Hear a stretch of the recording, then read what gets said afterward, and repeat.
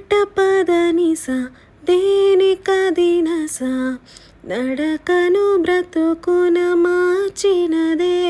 సాయంకాల వేళ దొరకు చిరుతిండి వాసనను వాడుక చేసిందే కుచ్చికున చల్లగా నన్ను తాకే కొండ మల్లిక సరిజోడు నేనేగా అనుమానం ఇంకెలా ఒక మారు కలిసిన అందం అలలాగా ఎగిసిన కాలం కంటికెదురుగా కనబడగానే అంతే తడబడినానే కంటికెదురుగా కనబడగానే